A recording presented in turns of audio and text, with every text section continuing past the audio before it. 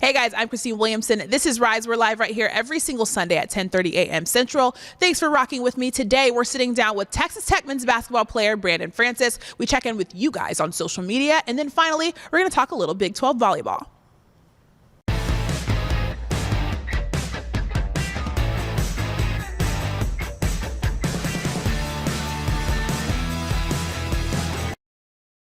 Texas Tech men's basketball senior Brandone Francis has certainly seen his share of ups and downs. He transferred from the University of Florida after 2 seasons with the Gators and decided to move to Lubbock to become a Red Raider. It's safe to say whatever happened in Gainesville did not leave Francis happy, and his journey has been kind of tough. I sat down to talk with him about that, learn a little bit about the Dominican Republic, and even sneak in a couple of Spanish freestyles. Hey guys, I'm Christine Williamson here with Texas Tech's Brandone Francis. I'm going to have him introduce himself with a fun fact. What do we got? I'm Brandone Francis from the Dominican Republic, and I can really freestyle in Spanish. In Spanish, not in English. Not in English? Not in English, no. Okay. Spanish my So how do I language. know it's a freestyle if I don't understand what you're saying? It's okay. You can ask somebody that knows Spanish. They gonna tell you. Okay. So are you ready to freestyle right now? I'm ready. He's ready. Let me hear a few bars. Okay. Tengo el sonido, tengo el motivo. Esto está transmitido para todos los amigos que me tiran y me hablan y no son de nada. Tengo el estilo, por eso me dicen papá. Okay. I got you.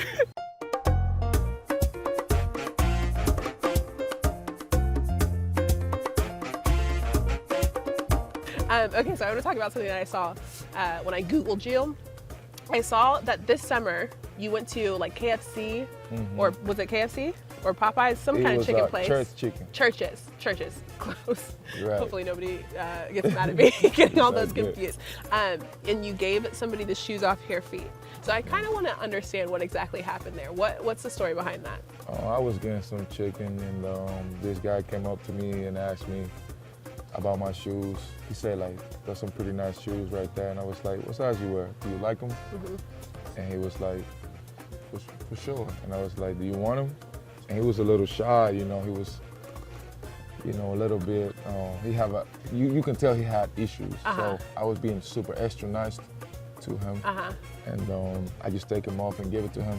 Didn't do it for any pub or anything like that. Just didn't even know people was around. Just kind of wanted to do it because I saw his shoes. Yeah. And they weren't in good condition. Yeah. So I wanted to offer my help.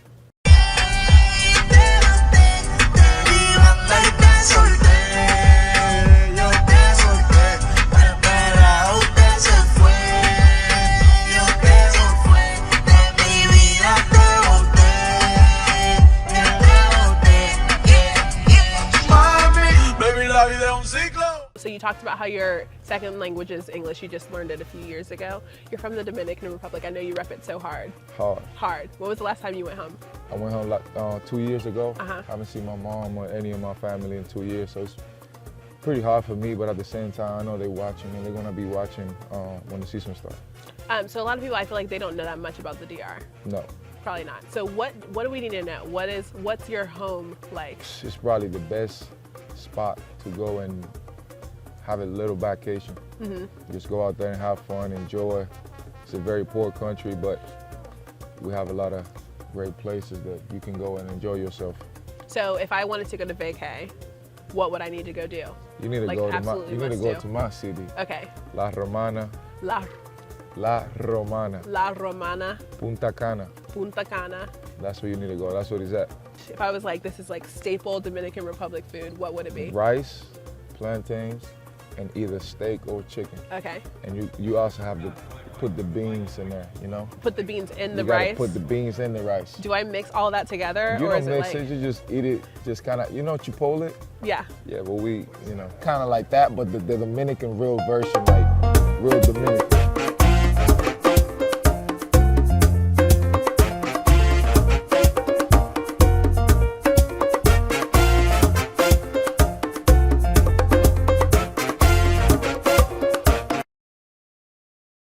The thing about the DR that's crazy is like they don't really play like baseball is a thing in the DR, right? How did you start playing basketball? When I was 7, I felt like it was in my blood, to be honest. I was walking down the street and my mentor just saw me. And you what's the name's kid? You know, my dad, Brandone Francis. He played in Boston College.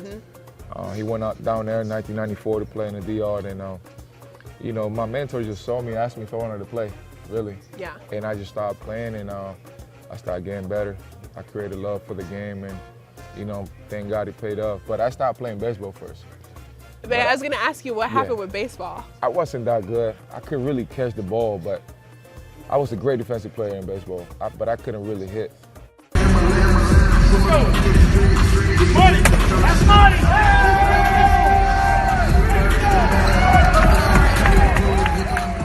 So there's 3 current NBA players from the DR in the NBA. I know that you are friends with one of them, but were there any players that you watched when you were growing up that? Oh man, Al Horford, kind of my inspiration. Yeah. One of the reasons why I went to Florida in the first place. At the beginning of my career in college, Karl Anthony Towns played with him when we were 16 in the national team. We got Angel Delgado, kind of played with him too. That's my brother. Speak with him almost every week. We have another kid that is not in the NBA right now, but he made it. His name is Luis David Montero. And we all just a brotherhood, just really excited. You know, hopefully I get to be the next one up. How much have you grown since you've been in Lubbock? I've grown a lot, you know. I had the world in my hands coming out of high school.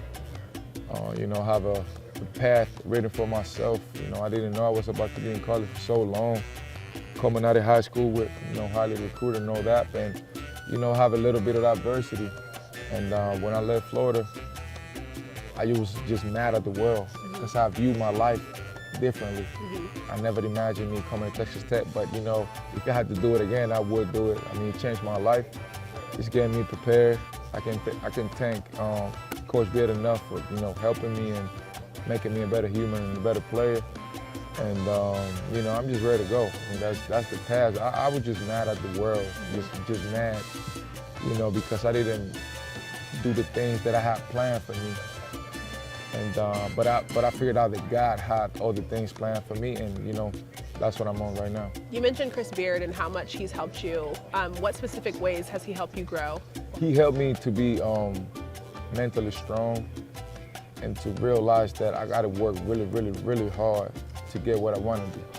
You know, like I said, when I first got that, I was just mad, you know, why I'm here, or I shouldn't be over there, or like, you know what I'm saying? So it was a lot of things for me to figure out, being in love by myself, really didn't know anybody. He just helped me to be tough and have that 41 mindset.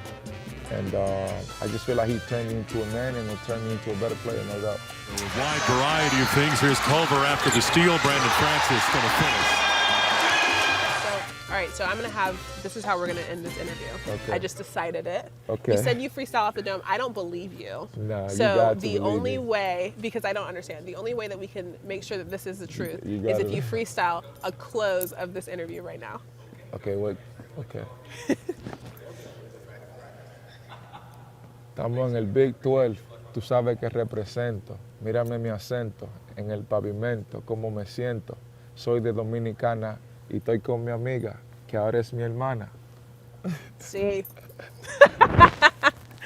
You got Thank it right you. there. I wish I could add on, but I really don't Right, speak right. Spanish at all, except for sí and gracias. No, you're welcome. You're welcome. That's a good guy right there. Texas Tech's men's basketball team is 2-0. They play again on Tuesday. Tech's football team did not pull off the dub against Texas last night. It was a close one in the battle for the Chancellor's Trophy. You might not have even known there was a trophy for that matchup, but there is. And as with any in-state rivalry, it's kind of a big deal. There were 3 yesterday that won the Sunflower Showdown and Bedlam. So we asked you guys on Twitter which in-state rivalry you felt had the richest history, and only one person responded and said something relevant, saying Tech and Texas go as far back since the conference started. And then at Karmar_H said, awesomeness. So Texas football wins, and Texas volleyball is also winning. The Longhorns clinched at least a share of the volleyball title on Saturday after their win over Kansas. If you remember, Kansas took the dub when the Longhorns went to Lawrence, so the Jayhawks have to win the rest of their games this season, and the Longhorns would have to lose in order for both the Jayhawks and the Longhorns to win the title, or else it stays in Austin. Now, I play volleyball every Thursday here in Dallas, so I'm gonna go practice for my upcoming game, and I'll see you guys right here next week. Thanks for rocking with me.